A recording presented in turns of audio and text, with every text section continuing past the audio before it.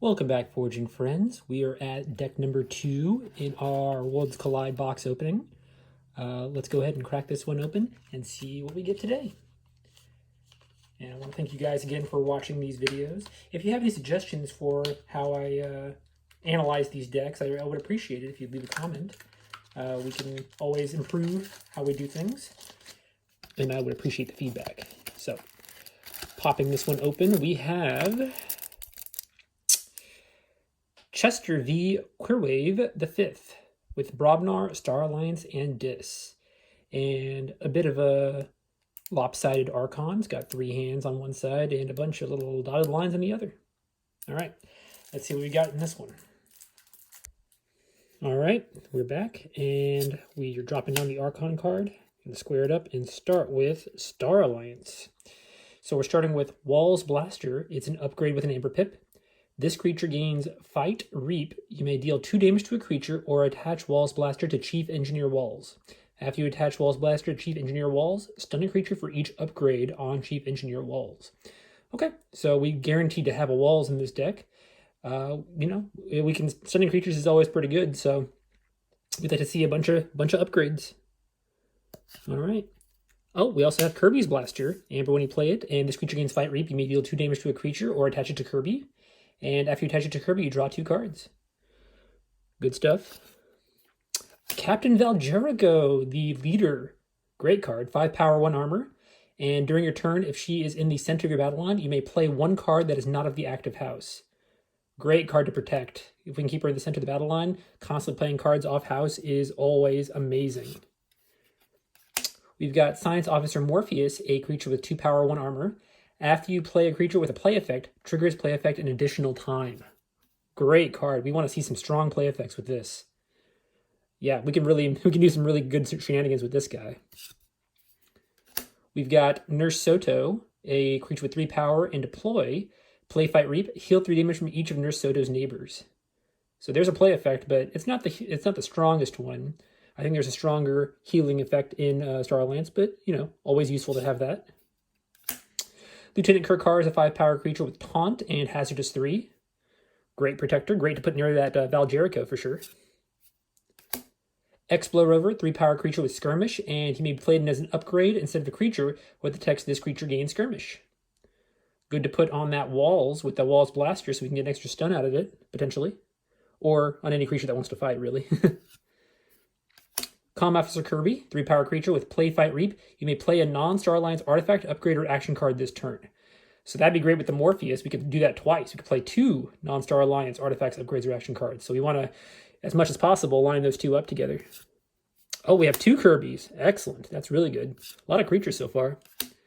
Cloaking Dongle is an upgrade with an Amber Pip. This creature and each of its neighbors gain Elusive. So putting that on or near the Valerico would be great to give her Elusive, keep her protected.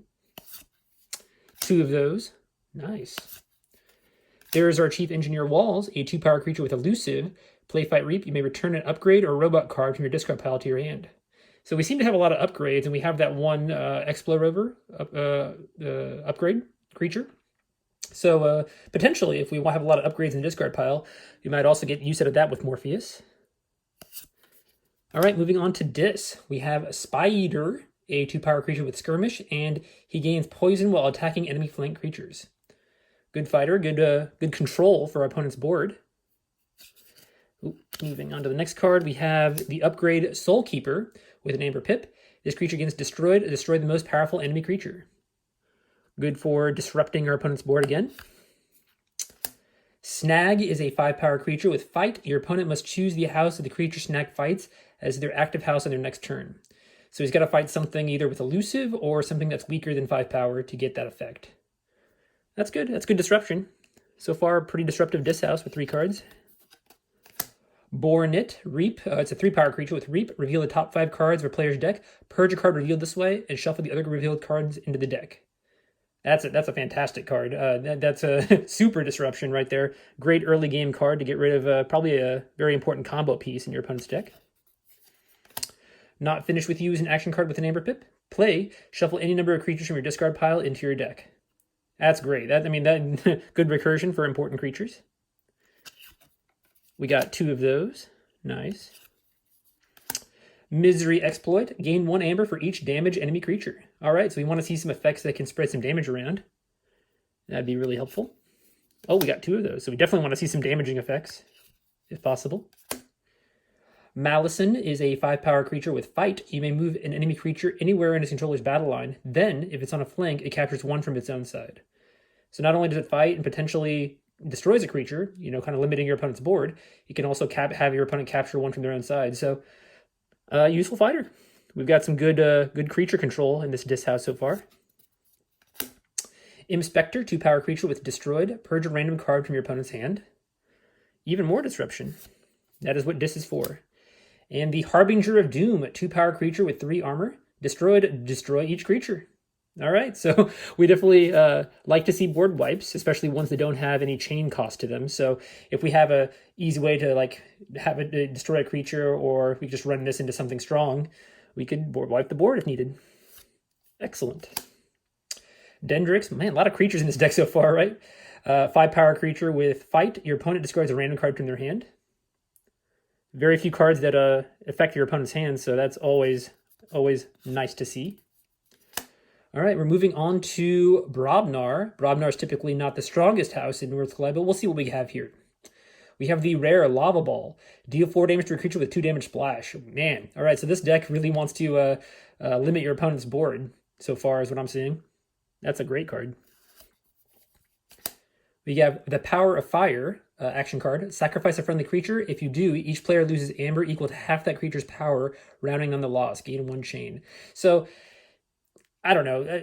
It always seemed like they overcompensated to kind of limit the power of Brobnar in this set. You have to get rid of a creature, gain a chain, and then you only lose amber equal to half that creature's power, rounding down the loss. So, you're losing way more than your opponent potentially in this situation. It's still an amber control card, which is good. It's a good thing to have, but I feel like they kind of went overboard in balancing a lot of Brobnar cards in this set. Ogopogo is a 6-power creature with after he attacks and destroys a creature, you may deal 2 damage to a creature. 2 damage is fine, but at least we're spreading damage around. That's great for that Misery Exploit. Potentially. Fire Breath. Every house has got an upgrade. That's nice. Upgrade with an Amber Pip, and this creature gains 3 power, and before fight, deal 2 damage to each neighbor of the creature this creature fights. So that'd be kind of cool with the Ogopogo. So you can deal 2 damage to one and 2 damage to each neighbor. Lots of good ways to spread damage around there so far. Tremor is an action card with stun a creature and each of its neighbors. Again, really limiting our opponent's options when it comes to their creature board. Nice. Narp, infamous card for being a very double-edged sword, an 8-power creature with 1 armor, and his neighbors cannot reap. So he is a flank warrior if you don't want to limit 2 creatures from reaping. Mog Hunter, 6-power creature with Fight, deal 2 damage to a flank creature. More damage spreading, good deal. Ire Staff, artifact with an Amber Pip. Action, enrage a creature and give that creature a +1 power counter. Great for a big fight board, which we seem to have in that Dis and the Brobnar so far. And we got 2 of those. Great. Groke, 5-power creature with Fight. Your opponent loses an amber. Some more amber control. We need some of that in this deck, it seems. And we have Calfine, 5-power creature with before fight, deal 2 damage to each neighbor of the creature Calfine fights. Wow, a lot of damage spreading around the Brobnar. So the Brobnar and Dis actually seem like they would work pretty well together. Volcano is deal 4 damage to each creature, gain 2 chains. So this is to both our creatures and our opponents. So it gains 2 chains for just 4 damage. Kind of bad. It doesn't even have an Amber Pip on it. So not the best card. It might if our what is it? That creature in Dis that lets us wipe the board has some damage on it already, then maybe this could destroy it. But I mean, in that case, we're already doing a bunch of damage to our opponent's creatures. So there'll be some use cases for this, but not too often. All right, that was the last card. I feel like we had a lot of creatures in this deck, so let's do a quick creature count. The way I'm going to do this time, I think, just to give it some more structure, is I'm going to look at 7 different aspects. They're all used for the calculation of the SAS score. I'm going to look at the amber control, the expected amber, or in my case, the amber on the cards, because expected amber is a calculation based on your creature count and your amber on the cards and stuff. So I'll just look at amber on the cards for that. I'll look at cards that offer some artifact control, cards that offer creature control, efficiency, recursion, and disruption. So we'll look at each of those aspects and kind of get a number for those. Ideally, if you were in a situation where you're looking at a opponent's deck or a brand new sealed deck, you could quickly kind of get these numbers in your head and have those give you a quick evaluation of what you think the deck's power level might be. So we'll give that a shot this time and see if we can get a closer estimate of the SAS. So let's first start with our creature count.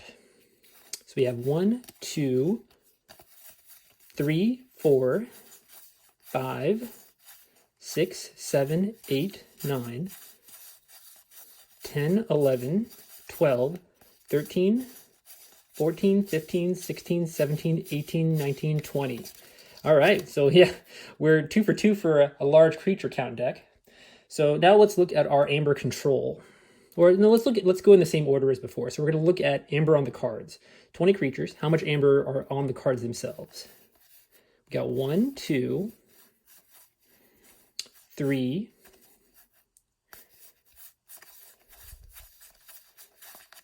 4. We'll count each of these since we have some ways of spreading amber. Spreading damage around to our opponent's creatures. We'll say 4, 5 at least, 6, 7, 8, 9, 10, 11, 12. Okay. So another average number of amber. So we have a similar deck to last time. It's got a large number of creatures and an average amount of amber on the cards. So now let's look at amber control real quick. So we'll say 1 card,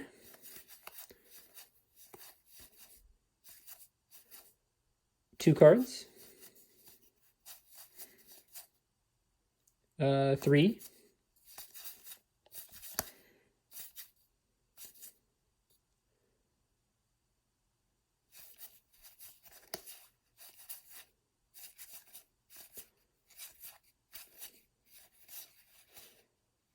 Okay, so we only have 3 amber control cards. So that's one aspect of this that will probably hold the deck back. Only 3 cards that really control our opponent's amber. So like we discussed previously, if you have your own game plan, but you can't really affect your opponent's game plan as far as amber control, that's a big downfall of the deck. It could be a big downfall of the deck. So, but we have 20 creatures so far, 12 amber on the cards, and 3 cards that affect our opponent's amber. So then let's look at, let's see, I guess we'll look at creature control next. So that's 1. So I guess we'll count anything that damages a creature on our opponent's side of the board as creature control. So we'll say 1, 2, it's going to be a lot in Broadmoor, 3, 4, right? 5, 6, 7,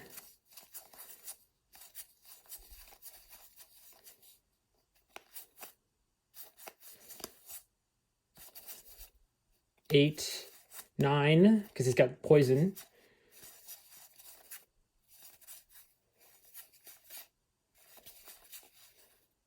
All right, so we'll say 9.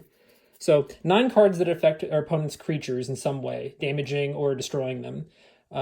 So I would say in a SAS score, I would weigh more heavily the amber control than the creature control. Me personally, that's how I feel about it right now. And then we'll look at efficiency next. So anything that lets us play off house, which is probably going to be mostly in Star Alliance, or anything that lets us play or lets us draw cards, is usually going to improve our efficiency in a deck. So I believe that's going to be mostly in our Star Alliance here. I don't think anything else is really going to increase our efficiency. Even these might decrease our efficiency, one might argue, because they put creatures back into our deck. So let's see. Anything that increases our efficiency in this? No. But in here we have these 2 that let us play off house. So that's 2 cards. And then we have this guy that lets us get more, well, that doesn't really increase our efficiency. It just has kind of an off effect. So that's separate. But then her. So we have 3 cards that kind of increase our efficiency. So that ties with our amber control, 3 cards each. And so then we have that. So at that point, we look at anything that kind of recurs cards. So let's see here. We've got recursion in the form of not finished with you, bring things back. And I think that's it. Walls can recur upgrades, and we have a fair few upgrades. So we'll count that. That's 3 cards. 3 cards that offer some recursion. Okay. And then the final thing is we'll look at disruption, things that kind of affect our opponent in other ways aside from their creatures. So, or their creatures in their amber. So cards that affect things in their hand or just preventing them from doing things. So that's mostly a dis thing. So that's going to be this guy. That's 1, 2,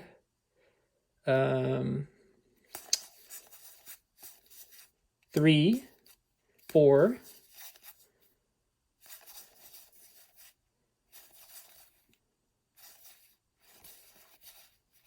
Okay. All right. So let's go through the numbers again. We have 3 cards that do amber control.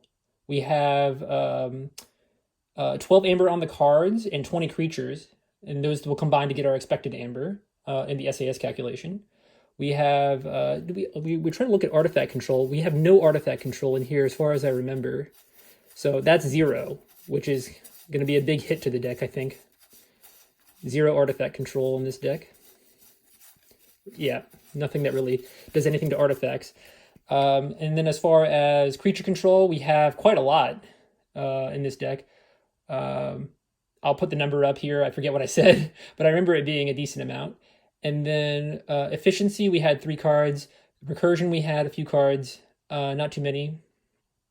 And then disruption, we had a lot in the dis.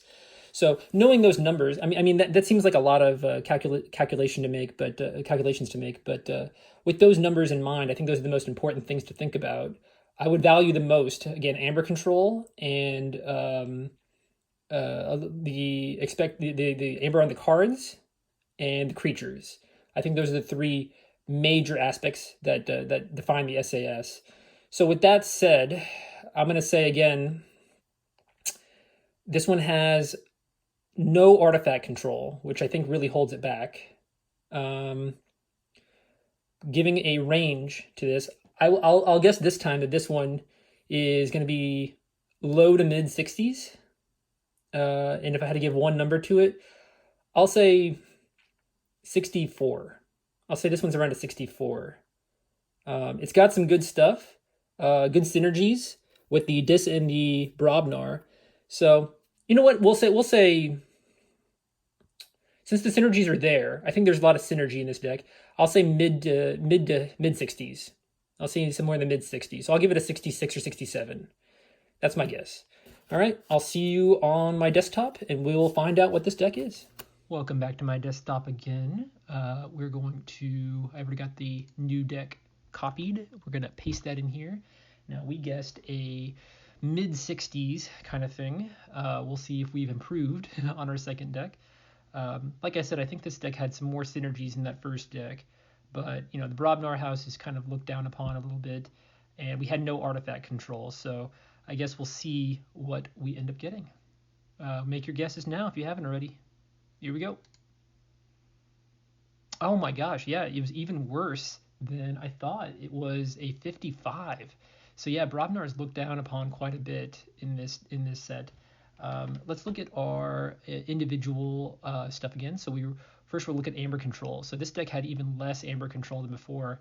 We thought that it was really, really bad, right? It was 2.5 here, which is the Power Fire, Malison, and Grok. Only 3 cards that were giving us amber control, which is really, really bad. Okay, so we need to look at this as being the main important thing. If our amber control is low, then it's going to likely be a very low SAS. We've got to really learn that lesson. And then we had low expected amber. Even though we have a high number of creatures, our expected amber was low. We counted 12 amber on the cards, but this calculation is taking away 0.5 score for both NARP and the Power of Fire. And that's because NARP prevents our neighbors from reaping. So he's like worth negative amber. Power of Fire, I think, gives us removes our own amber as well. So that's why that was the case. Okay, And then as far as creature control, we had a lot of that. That was our main takeaway. We have 20 creatures and 13 creature control with 75 effective power, which is higher than that previous deck. So that's what we have going for in this deck. We have a little bit more speed with the Common Officer Kirby's, like we said. They offer efficiency. And the Kirby's Blaster does too, because that lets us draw cards. So I missed that in our counts. The Kirby's Blaster, when equipped to Kirby, lets us draw cards. It's not the most consistent thing, but we do have 2 Kirby's. So it's possible that we could pretty consistently maybe attach those to the Kirby's. The Power of Fire, again, reducing our efficiency, and the Volcano, because giving us chains, reduces our efficiency. So that's something to be aware of as well. And in terms of our, so that's our creature control. We had no artifact control. We have 2 artifacts, no artifact control. So yeah, the Amber control, I think these 4 are what we really need to base our calculations on in the future. It seems much lower than I was expecting with the synergies. We only had like a positive 7 added to our synergy, -1 anti-synergy, and -2 meta. Our Amber control, having none of that, really took away from us like I thought it would.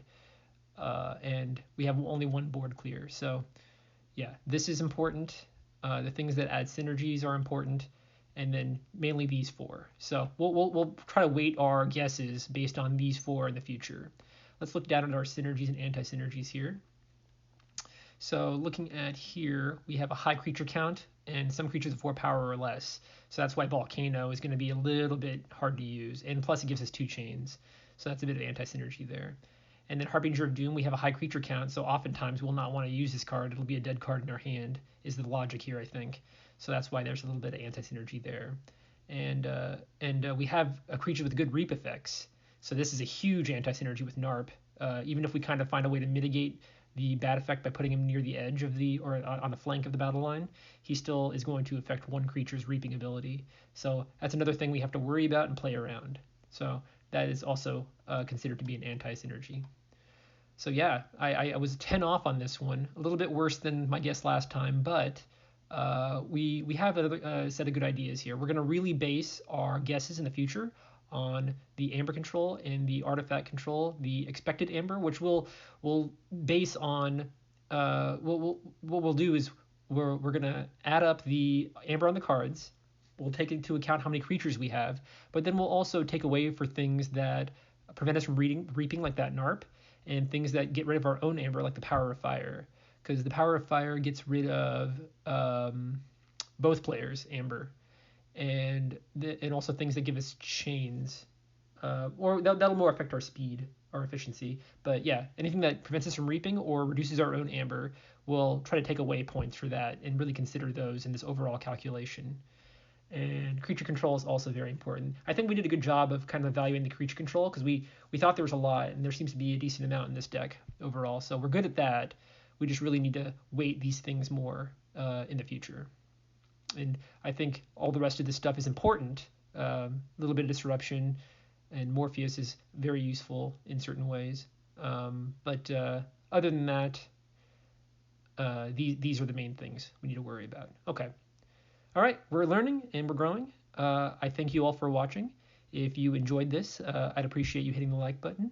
And if you want to see more of this, please subscribe. All right, have a good day. Bye-bye.